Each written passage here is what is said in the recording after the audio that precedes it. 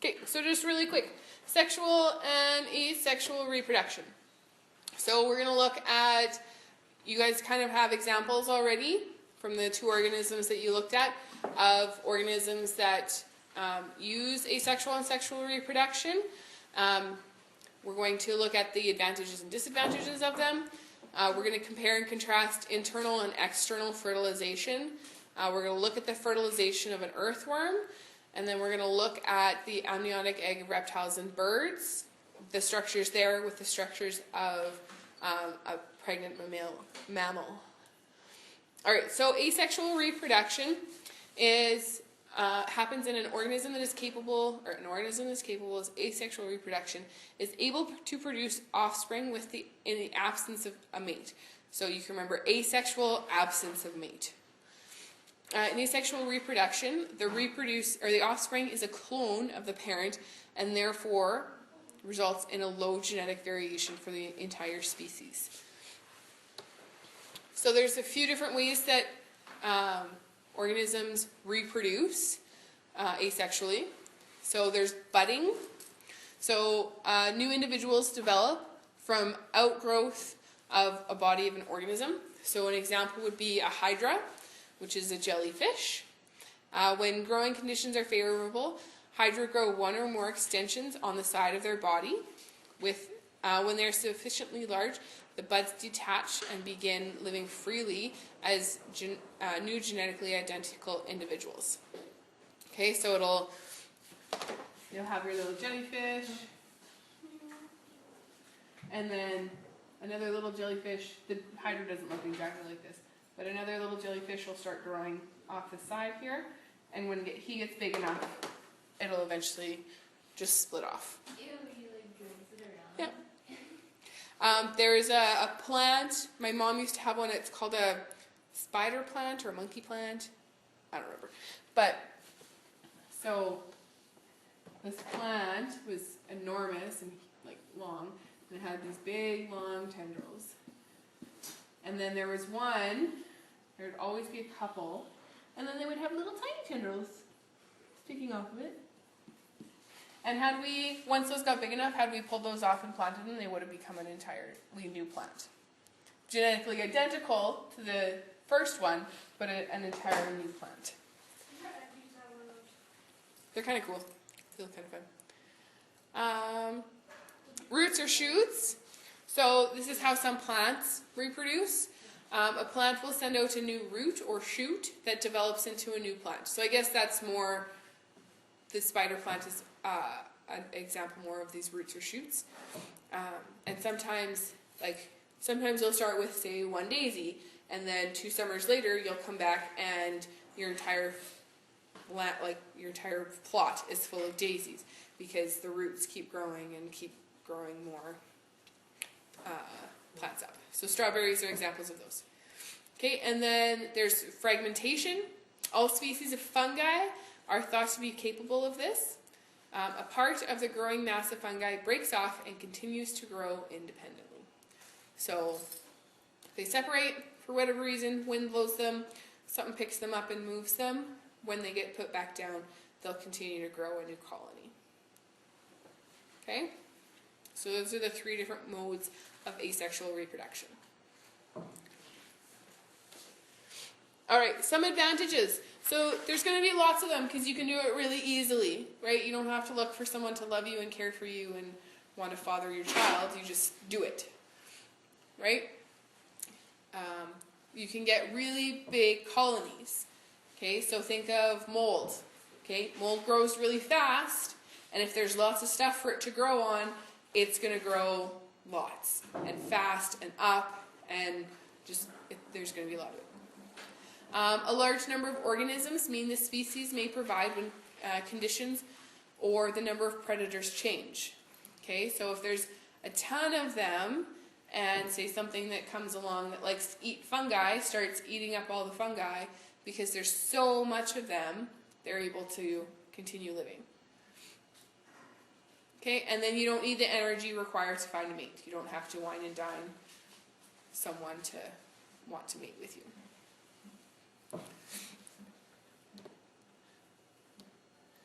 Okay, and then disadvantages. So offsprings are genetic clones.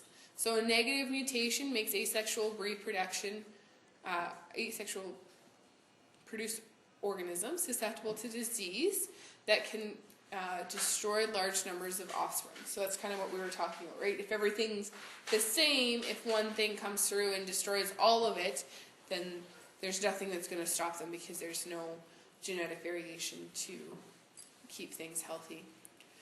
Some methods of asexual reproduction produce offspring that are close together and compete for food and space.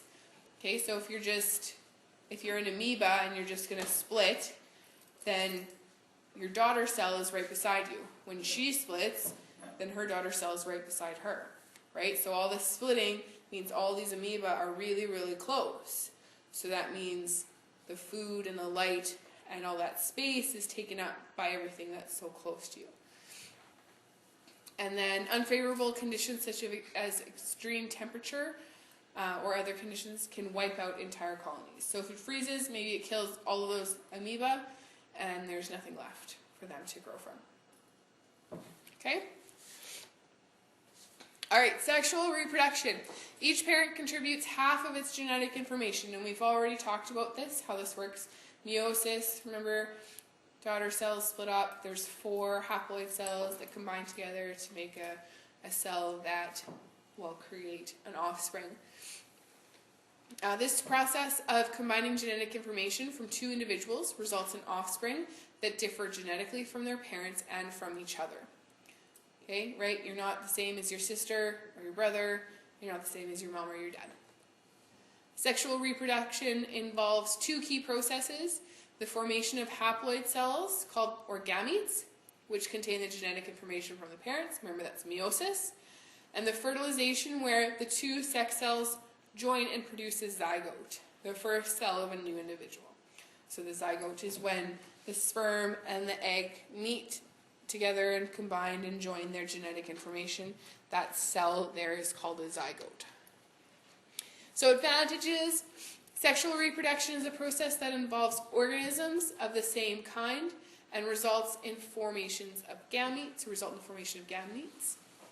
When the gametes fuse together, they can completely mix and combine all the genetic material of both organisms. Okay, so everything mixes together. You get the good stuff from your mom, the good stuff from your dad. The combination of genes helps the organism to evolve and adapt to a healthier way in order to produce healthy types of species. Okay, so usually only the strongest of a specific group will propagate, will reproduce. So if your mom's the strongest and your dad's the strongest, that's going to make you pretty strong too. The combination of genes assures that there will be a lesser chance for the newly formed organism to acquire disease and other defects while on the formation and developing process. So if we were all the same and there was a flu that was going through, it could hurt a lot of people, it could kill a lot of people. But because we're all different, our bodies deal with flus differently. And yes, some people do die from the flu, but a lot of us, our immune systems have evolved to a point that we can deal with the flu and get past it. All right, and some disadvantages. The sexual reproduction process will be evident if both gametes of 2 organisms will be fused together. When the gametes of the organisms will not be fused, it is an indication that sexual reproduction will not take place. There's only a limited number of organisms that are capable of undergoing the gestation process. Most of these are female species of the organism. So what that means is only females can carry their offspring, right? So what happens if there's only 2 females of your offspring in a given area?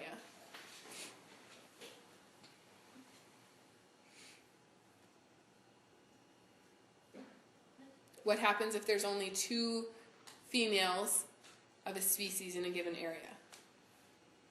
And the eggs can get fertilized or anything? Or Well, eggs? no, okay, so there's let's say you have 50 horses, okay? 2 of them are female. How many how many horse babies can you have? Well, if there's 2 female and 48 male horses. Well, I said there was 50 horses and 2 of them were female. I don't know. So how many offspring could you have?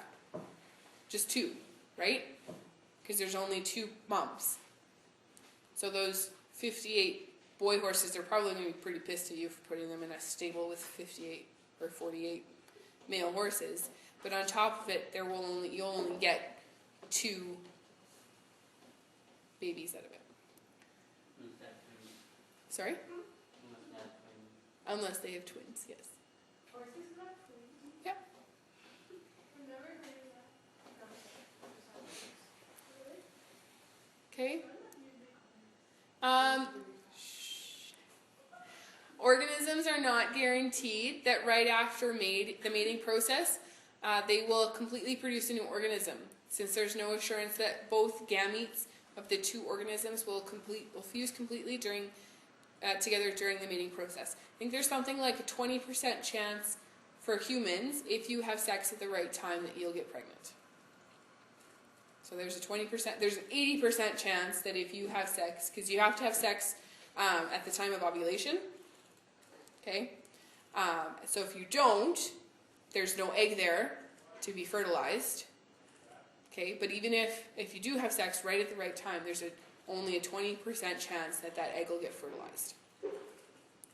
Okay, so there are people who the doctors can find no physical reason why they can't get pregnant, and it's just because every single time you have sex, it's only a 20% chance. Just because you didn't get pregnant last month doesn't mean your chance of getting pregnant this month goes up, right? So there are people who've gone for years without being able to get pregnant just because things haven't fused together properly. And then in sexual reproduction, it takes longer, right? It takes 9 months for a human to have a baby, okay? It probably takes a couple hours for an amoeba to split apart, if that. So it'll take 9 months before a new baby can come along, and then it takes at least 14 years for that baby to mature enough to get to a point where it can technically have its own offspring, right? So sexual reproduction takes a long time. Technically 14, I'm not saying that 14-year-olds should go out and get pregnant, but I'm saying that 14-year-olds can get pregnant. All right, so there's 2 kinds of fertilization. I went to school with someone who in grade 9 got pregnant, so it happens and life goes on. But the youngest girl to ever give birth was 5. Oh my gosh. Yeah. She at 3 had gone into like hyper puberty, and then she had an uncle who was not a very nice man. So, yeah. Gross. Anyways. 5 years old. 5. Yeah. I know. That's awful. Anyways, moving on. So, there's 2 ways of fertilization in sexual reproduction. So, external fertilization is limited essentially to animals living in aquatic environments. So, fish, reptiles, maybe not reptiles, amphibians. The sperm must have fluid to swim in, and the eggs lack the protective coat or shell so that the sperm can penetrate it. So basically, it's a cell. The sperm can swim. The egg is just a cell, right? Not like a bird egg or a reptile egg that has a hard shell. It's just a cell. And the sperm can swim through and penetrate. And those things would dry out in the air. Most aquatic invertebrates, most fish, and many amphibians use external fertilization. However, shedding eggs and sperm into the water is an uncertain method of fertilization. Many of the sperm will never locate an egg, and many eggs are never fertilized. If both types of gametes are shed at the same time and in the same place, as usually is the case, consequently, animals using external fertilization generally release vast numbers of eggs and sperm at once. So that's why, like Taylor said, that male fish will release sperm 100 times in a day, right? Probably in hopes of fertilizing only a few eggs, okay, to further on his genetic line. Okay, and then internal fertilization. So most land mammals, both invertebrates and vertebrates, use internal fertilization. In effect, the sperm cells are provided with some sort of fluid environment that is no longer available to them outside of the animal's body. The sperm can remain aquatic, swimming through film and fluids present in the walls of the female reproductive tract. Once fertilized, the egg is either enclosed in a protective shell and released by the human or the female, or held within the female's body until the embryonic stages of development have been completed. So, what this is saying is the sperm is released in some sort of liquid, okay, that allows the sperm to move around. Once it's in the female reproductive tract, it continues to move until it can swim. Until it can swim and find the female gamete, meets with the gamete. If it fuses, it will then create the zygote. The zygote will either become an egg, like a bird will lay, or it'll implant within the female's body and gestate and be born. Okay, so there are a couple types of internal fertilization. Okay, so the oviparous is laying an egg outside of the body. So the reptiles and birds and some mammals. What's the mammal that uses eggs, that lays eggs? Chicken's not a mammal. Mammals have fur. The platypus. The platypus. The platypus. Have you ever seen the cartoon of God making a platypus? No? It's super hilarious. He has all this stuff left over, like a beak and, you know, the ability to lay eggs and some fur and some webbed feet and some, like, and he's just like, meh. And he throws them all together and he gets a platypus. It's kind of hilarious. No, it's like a picture. Sorry. I'll find out if we have time. I'll find it when we're done. Okay. So this allows for reproduction and development of the egg away from water. What would happen if the egg a chicken laid didn't have a shell on it and it tried to live? It would dry out and die. It would probably dry out and die, right? Frog eggs. Has anyone ever found frog eggs in the lake? They don't have a shell on them, right? And if you took them out of the lake, they would dry out and die. Really? I didn't know they were Well, they're how are they eggs until the shell?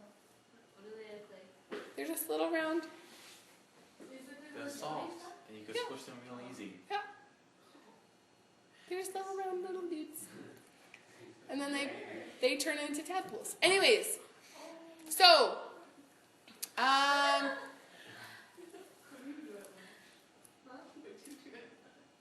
so there are 4 membranes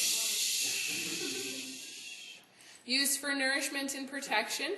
So the amnion, if you've ever heard of an amniotic sac, it's kind of the same idea. It's a fluid-filled sac that cushions and protects the embryo. It allows for the exchange of CO2 and O2 through the shell. The yolk sac contains and stores food. So the amnion would be the egg white. The yolk sac would be the egg yolk. The atlantis holds waste produced by the embryo. And the choron is the lines inside the cell that encloses all the other 3 membranes.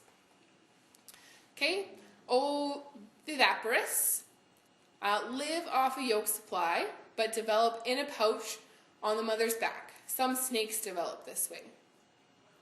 Okay, this oviviparous. So they live off a yolk supply. So the yolk is where the food is, but develop in a pouch on the mother's back, like some snakes. And then there's viviparous. So that's the development in a womb. A placenta is developed to help exchange materials between the mother and the young. It's basically like the uterine lining is the beginning of a placenta. So it's really high in nutrients, high in different things that the baby needs. Present only during pregnancy from both maternal and fetal tissues. Okay, so that's the placenta. And after a period of time, born after a period of time, and can be single or multiple. So it takes a while for things to gestate, and you'll either have one baby or multiple babies. Okay? Alright, so picture of some bird developing in a shell and a baby developing in a womb. So just, if you kind of stood and squinted and looked at this, what would you say? If you just kind of looked at, like just looking at the pictures, they look kind of similar, right? Can tell me some similarities. Okay, it's like curved. Sure. Sure. What about this part right here? This guy and like this thing, you know. Yeah, so here the little chick is connected to the yolk and it's getting its, yeah, it's some sort of bird. I don't know what. Take what out of eggs?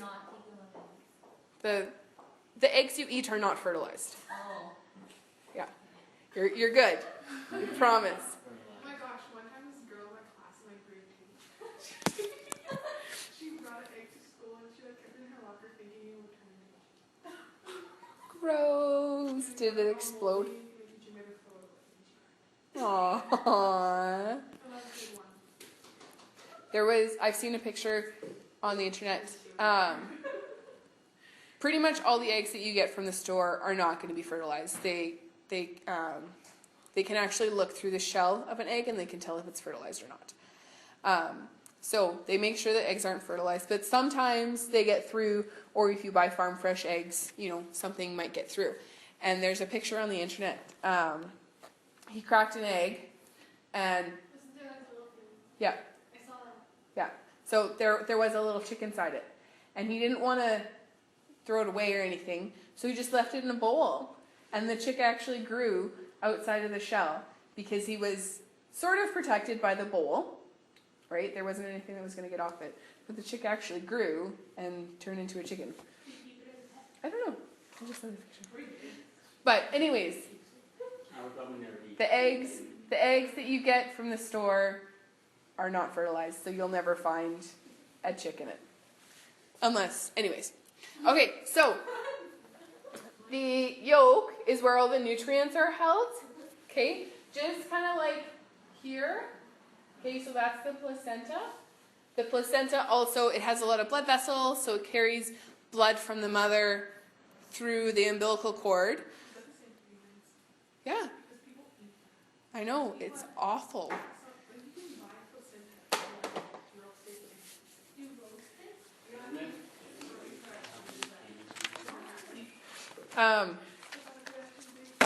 There are people out there who, after they give birth, will eat their placenta. Like their placenta after they give birth. It's postpartum depression, probably. Yeah, it's because there's all those nutrients and blood, and technically it's just being flushed out of your body. It's gone. You're losing all that. But there are people who will eat it. There are people who also, you can send it away and have it dried, and they'll send it back to you in like a pill form. Yes, really, it's gross. It's just, they're thinking like because it's full of blood, right? So it's full of iron and all those nutrients that are in your blood, and then you just release it. It's gone, so you lose it, right? Where the theory is, I don't know if it's actual fact, but if you take it in, you get all those nutrients back. Most mammals actually will eat their placenta after they give birth.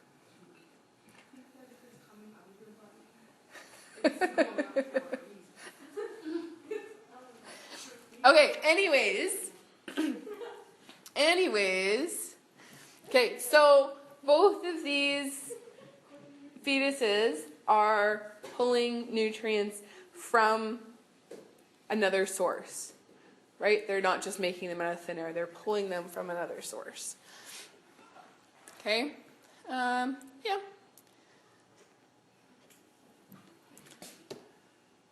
All right, so external, internal. Okay, just comparing and contrasting them again. So external, eggs are laid, male moves over and fertilizes. Shh. Frogs and fish have females that lay their eggs in water. The males swim over and fertilizes, and the sperm needs water to swim to the egg. And then internal fertilization, sperm is put into the body of the female. The egg is fertilized on the inside. The embryo doesn't necessarily develop on the inside of the body, but fertilization takes place on the inside. Okay? So, what could be some advantages of external fertilization?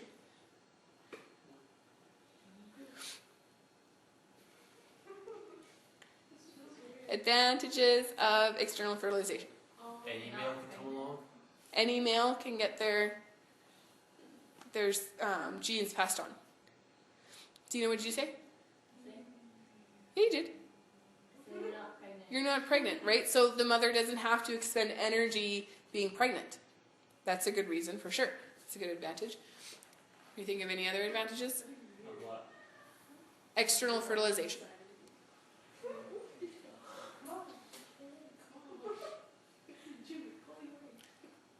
No period for 9 months? Yeah, that's kind of what Tina said. You're not putting energy into... Parents don't really have to... Guys, hush! Parents aren't really able to worry about their offspring, right? Because who knows where I left my eggs last, so I don't know what my offspring are. And if they're about to get eaten, they can leave the eggs. Yeah, they don't have to stay in one spot to care for their eggs. Yeah, those are all great advantages. What are some disadvantages of external fertilization? You can't hide them properly? No. It can dry out. Yeah, it could be difficult to hide, right? Because you're just kind of letting everything go, right? So Can't protect them as well either. you can't protect them. Yep. What about just the mode period of external fertilization? Do you think that's an easy way to be born? Let's just shake some eggs over here and we'll shake some sperm over here and hopefully they'll meet one day.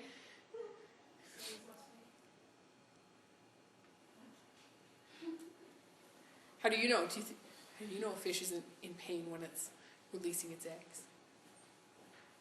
Because it's been eaten by now. Do you think that it's a very reliable way? Do you think it's a very reliable way to be sure that your genes are passed on? No, because you're just kind of letting them go willy-nilly and hoping that someone else comes along and fertilizes them, right? All right. Internal fertilization. Some advantages of internal fertilization. Like being pregnant? Just the fertilization process, really. It's protected. Good. Oh, you're talking about like sex. So, well, yeah, sort of. But when the gametes meet internally instead of externally. It's more accurate. Yeah.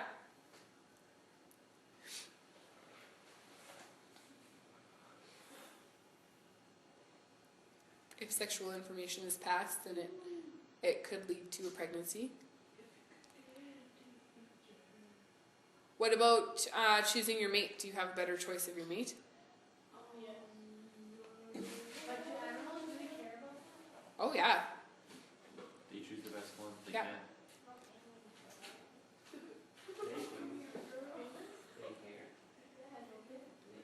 Yeah. Female and any organism, all organisms are going to choose. They're going to choose the mate that they see as having the best genes. Okay, you know the reason that you might find someone attractive is because their face is perfectly symmetrical. And if your face is perfectly symmetrical, it tells others that you have good genes. Well, then maybe you don't have good genes. No, I'm just joking. But if you look at just a random face of someone that you don't know, or two people, if one person has a completely symmetrical face and the other person's face isn't symmetrical, I guarantee you'll see the person with the perfectly symmetrical face as an ideal mate over the person with the unsymmetrical face. That's what I do. A lot of people think she's hot. Any other advantages of internal fertilization?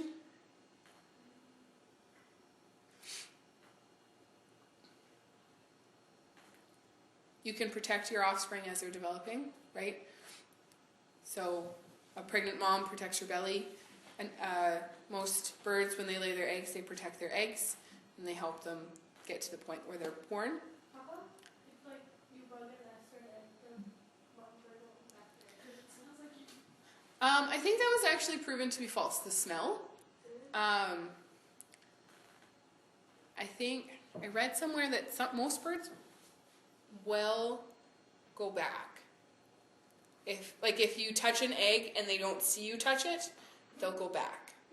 What do they see? But probably if they see you touch it, it's because they're worried for their safety, that something got into that nest and could come back.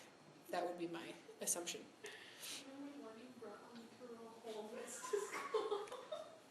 Okay, and how about some disadvantages of internal fertilization? Takes months. Yeah, it takes a long, long time. What else? Shh. Disadvantages of internal fertilization. Owenemy, go. How to find a mate? Harder to find a mate. Yeah. You never know who won't. Yep. It's not very certain. Anything else? Thinking. Next slide. Okay. All right, earthworm fertilization, because you have to know how earthworms have babies. So, one of the most interesting aspects of earthworms is their sexuality. No. Anyways, earthworms are simultaneous hermaphrodites. Do you know what a hermaphrodite is? Yeah. What's a hermaphrodite? Isn't that like A boy and girl. Boy and a girl, yeah. So, the technical, or more technical definition for a hermaphrodite is an organism that has both the male and female reproductive organs. Okay? This means that, this simultaneous hermaphrodite means that earthworms have both male and female reproductive organisms. During sexual intercourse among earthworms, both sets of sex organs are used by both worms. If all goes well, eggs of both of the match become fertilized. You can imagine that this is the highly efficient way of ensuring the species' survival. Okay, so they'll both get pregnant. They both get the other one pregnant. Or do they get themselves pregnant then? Earthworms can also reproduce themselves if need be. They can regenerate a new segment if they lose a few. Most earthworms are better at regenerating tails than heads, but some can. They don't reproduce asexually, however, only half, and likely the head half of the earthworm splits into two and will regenerate into a full worm once again. So, they're kind of gross. I went to the science center once, and the woman was feeding the bat. They have their worms, and she didn't feed the worms or the bat the worm's head. She just left the head, because then the earthworm would grow back, and they'd have something else to feed to the bat. It's kind of gross. Ain't that neat? Yes. All right, that's that. Questions, comments, concerns? We're done.